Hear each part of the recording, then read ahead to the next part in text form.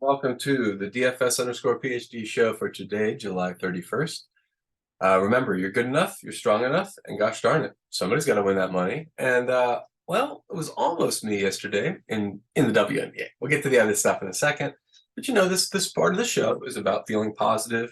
We're again giving praise to Haywood Highsmith for the opportunity to not have to work for like a year or two here. It's very nice. We're again enjoying yesterday. So many good calls here in this WNBA slate. Sabrina was smashing, and then they took her out, and then LA came all the way back, and then they left her out to like 3 minutes left. It was like an 8 point, 6 point game or something. I'm like, what are you doing? That coach is just playing around. Everybody else in the WNBA plays their starters till like 2 minutes left. Freaking Sandy Brondello or whatever. Anyway, look at this. Brittany Sykes, 4.5%. Amazing call. Michelle Onyeawede, 10%. Great call. Sammy didn't play at all. Just some tough breaks there. But no tough breaks here. That was all my bad, guys. To the few of you who watched yesterday, I'm glad it was so few. Things went so badly with my Atlanta call. This is the first 60-0 of the year. And I got to say, thanks to Haywood Highsmith, because I don't give a shit about this at all. I'm sorry, I don't give a crap about this at all. I don't know if I'm supposed to curse on YouTube. But yeah, this is fine. And I made my call. I said, hey, I don't think Atlanta's going to score a lot. And then they smashed, and the chalkiest parts of their lineup are what smashed the most. So that smashed me right out of contention yesterday. Hopefully it did not smash you. I saw at least a few of you were you use your gut, man. Sometimes when I say stuff, you're like, ooh, my gut does not like that. And you know what you should do? You should listen to that gut. We don't need to go over it too much, though, because none of the other calls mattered when that Atlanta call was so badly wrong. Plus, I think then I upped them. Yeah, I upped their, I manually adjusted some batters for other teams as well. So I wound up getting to like way too few Atlanta stacks. I think I had literally zero. That wasn't even my advice. I was like slight fading them in the video. So, if you had 10, 20% Atlanta stacks, you didn't wind up with 20 zeros like that. But anyway, so yeah, Verlander was fine. But also, yeah, I guess my pitchers kind of stank. And again, leverage arms, man. I'm telling you all the time. Play the leverage arms plays. Although I guess Skubal and Kopech were at the top of that list, and at the bottom were Savali and Maeda. So they were in there with one of the studs. So I don't know, maybe a quarter of your lineups worked out. It was a rough one out there. Do we have any other pitchers that weren't? Yeah, Yarbrough, but 1% owned. I can't be okay. Matz was one where maybe I could have had him on the list. Yeah, maybe being too picky, leaving Matz off at that price against the Cubs. I don't know. I'm not changing my behavior based on that. Okay, let's refresh. Oh, weather. I've already refreshed the weather once. Yeah, winds in Chicago, so that's a real deal for those pitchers. It'd be a little bit nicer now. And then this is worrisome. So biggest news of the slate is, what is the weather like in Colorado? If you have a friend who lives in Colorado, get them to text you what the weather is like in Colorado. Get them to text you how bad it's getting. Like you can check the radar and stuff, but get a sense of what it's like on the ground from the people who are, like the people who are going to call the game or not. So like I got friends in whatever Colorado Rapids. Gary, Melinda, you send me a text, okay? Like figure it out. If you're watching this, very unlikely, but I'll send you guys a text. Figure out what's going on in Colorado today, because we can look at radar, we can guess that, but it's really about what's the attitude like in the area, right? Whether they're going to call the game or whether they're going to trudge out there, because people in Colorado are also nuts like that. Like they like to go out in the rain and stuff, and this isn't that cold, right? Like Denver temperature, because I don't think, if it's going to be like, I don't know, 70 and a flood, that's not that bad of weather for Denver. That's almost like a spa day for them. So we'll have to see what the attitude's like around Denver, around like, I don't know what that is, 4 o'clock Pacific time. So make sure to be around your computers. It's too bad, it's too bad, but also I've always liked the weather. I like it that we can gamble on the weather to an extent now. So it's too bad that that's basically what this slate comes down to. Do you gamble on the weather or not? Because look at this. I mean, like late start times, what else do we have? We got a few other games here. But if you have a whole bunch of San Diego and Colorado, I mean, I would have a bunch of both of them, right? Because it's like an amazing spot to play baseball, even in the rain. Going to be a lot harder to field in the outfield, more bouncing ball triples, maybe even an inside the Parker or something there today. So yeah, that's definitely in focus for me. And then we'd only have these pivots. So actually, that's not too bad. Arizona pivot there. Okay.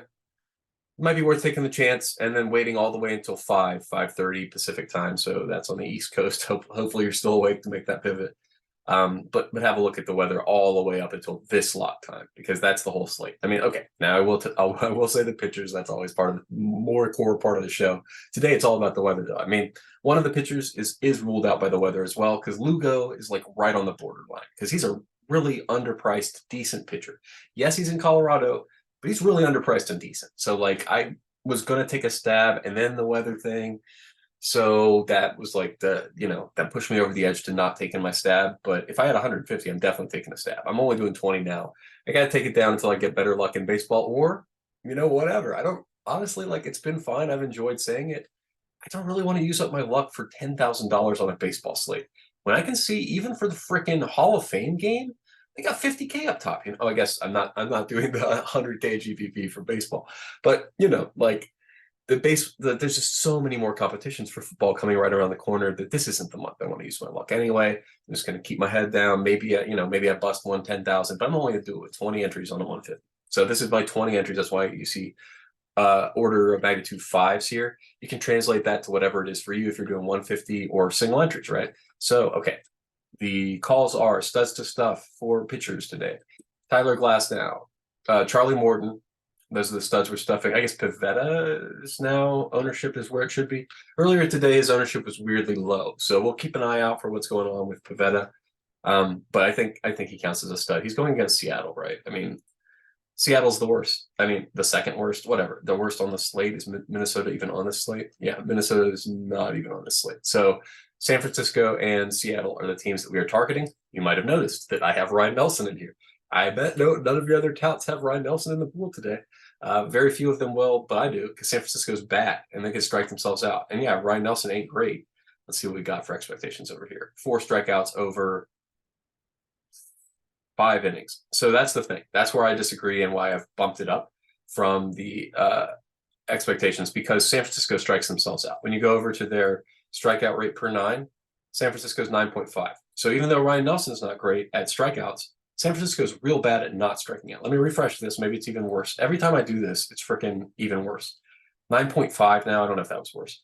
But Seattle, Minnesota, these teams are just getting worse and worse because they don't care about it. I mean, why would you care about it? It's not correlated with wins and losses. San Francisco's doing fine. So, yeah, it's the kind of thing where these are known problems that the teams aren't really doing anything to fix. So I'm just going to keep on driving through that hole.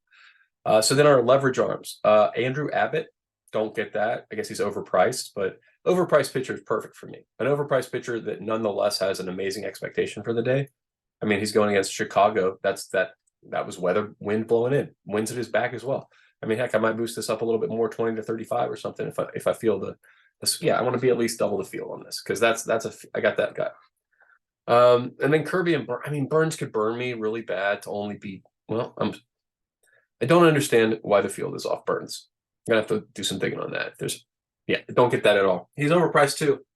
But again, if that's the reason we're getting leverage on Abbott and Burns is just they cost too much, that's not a good reason to avoid a pitcher. That's a good reason to avoid maybe a hitter, because hitters don't go off as regularly as pitchers. But don't avoid a pitcher because look at me. I've manually adjusted my expectation for Burns down. You understand that I'm also not really getting here after consultation with counsel and dues. But I don't think 15%. I might revert him. What was his? He was like 16 point, just slightly better. Yeah, because I think he's slightly better than these other guys. Maybe not than Abbott though. Okay. I'm pulling him back. I'll leave Pivetta up there because he's got Seattle as an opponent. But I'm gonna pull these guys back because I got no distinguishing. To me, Abbott, Kirby, Burns, Stroman, I've adjusted their projections to be dead on because I don't have any lean at all with these guys in terms of the actual projection. Obviously, that results in crazy different values, but as I just said a whole bunch, value at pitcher, no. Don't. Sometimes, like probably some of these guys wind up being valuable. That's why Lugo was maybe more in play. But that's not what you're looking for at pitcher. You're looking for, because you go over to batters. Well, I went to team stacks because that's what I always do next. But today we've got like one really good batter, and he's incredibly valuable. So you should probably plug in Dominic Canzoni today, assuming he does bat 5th at San Francisco. That's pretty late, though. You're going to have to make sure that actually does pan out. But he's been batting there, and he's been mashing. So I'm totally on it. I think I might goose that even more. Yeah, I'm going to goose that even more. I fully expect him to hit 8.5. So I'm goosing him. And do I got anybody else up here that needs goosing? 9.4 to Campusano. I need to goose Colorado any more than it's already goosed, given that I might exit off due to weather. Yeah, we'll see if I goose any more of these stacks. That's what I do. When I decide, like, either I will choose my stacks after I make my simulation run, or I will goose the pitch. Like, once we get the batting orders, I will run through and I'll let the projections run again. And then I'll have a look at the new projections by team and see if I want to goose any projections myself, if there's specific guys that I think are better than other ones. Because that's where you get, you can, everywhere you can use your gut, you should be applying your gut. Because that's the only, like, not the only edge you have. Obviously, you can play positive EV matchups, whatever, good strategy. But that's like a tactic you can do every day. The only you can do is listen to your gut. So you should listen to your gut every single day. Every single day when I say a thing, you should react to it. And that reaction is either, oh, okay, cool, that sounds good, I like what he's saying there, or, I mean, I don't like it, or I need to dig more. I think he's missing something, or he's making this, he said it based on something, and I don't know if that underlying thesis worked. You just react to it how you're reacting and follow that gut as far as it goes. All right. I think I said all my things about the pitchers. Yeah, I told you all these guys. I told you I'm playing Ryan Nelson. This is maybe I'm playing him. You can decide what your gut tells you about that play.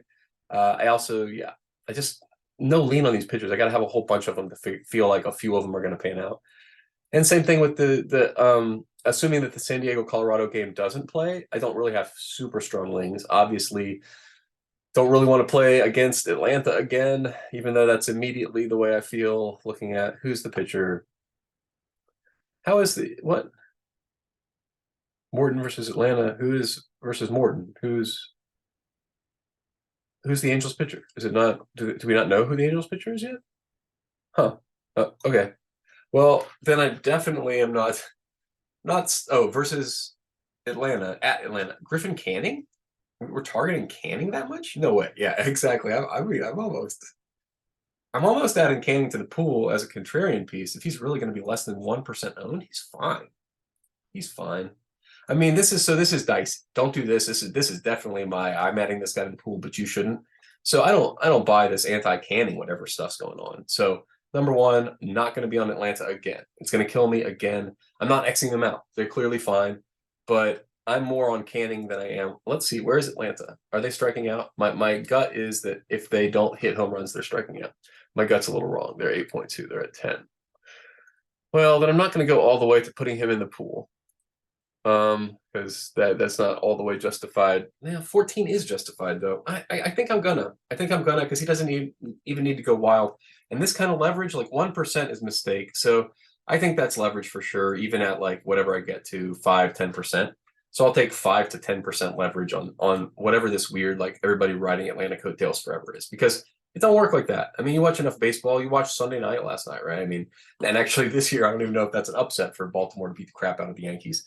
But I'm pretty sure if you look before, well, actually, I guess people were more on Kramer than Sevy by 2-1. So I don't know what I assume that always the field is going with New York, kind of like just because they live there on average, but maybe not. And so same thing with Atlanta. I feel like this is just mushing. People are mushing and mushing. I more am sensitive to these signals. Milwaukee, Houston, Arizona, these are bad teams. So the fact that they have high implied, I mean, no offense if you're from the areas, but you're not mashing them like these other guys at the top of the list are. So those are probably where I'm finding my leverage for stacks. Let me write this down so I actually remember it, because it's always hard for me to recreate this. I want to make sure. So Milwaukee, Houston, and Arizona, I said for the stacks. I don't think I'm going to make any wild calls there stack-wise. Yeah, no other wild calls. Obviously, you're going, I mean, I guess I should put San Diego and Colorado on this list. So if I'm doing that, I'm crossing off. I'm going to put them in parentheses and then the other three as well, just because I don't think, I'm not sure that game plays. And so I want to give you guys my read, even if that game doesn't play. Okay, let's see if we got any, that's great for you guys, any new prize picks. It wasn't looking too hot. Not going to play this, no sir. Not enough. All right, not playing any prize picks. Check underdog, 1, 2, 3, 4. Okay, that's an underdog card. Is anybody against anybody? I can't do the Acuna. Like, I can't take the under there. He's rocking it. And I just almost added Canning to the pool, so I'm kind of on this move, but I can't. I'm not putting money on it. Like, you just saw me undo my Canning. Did I all the way undo the Canning play? No, I kept it in. Well, if I'm keeping money behind the canning play, $10 anyway, I might add this because this is my fourth pick. If I have 4 picks on underdog, it's fine. Expected value wise. So we'd have Frelick over strikeouts, Stroman over strikeouts, Bassett over strikeouts, and then under Acuna 2.5 hits, runs, and RPIs. And those other guys were at 0.5 strikeouts. Don't take over any other number. Over 4.5 strikeouts for Stroman and over 1.5 walks for Bassett. I do like that. I might forget it. I won an underdog thing recently. I don't know if I have. Oh, I have 80. Okay. Yeah, I'll throw 5 on that for sure right now. Pop it in the chat. All right, guys. So that'll be coming. And yeah. But besides that, that's all I got for today's slate. Remember, you're good enough, you're strong enough, and gosh darn it, somebody's got to win that money. Might as well be us.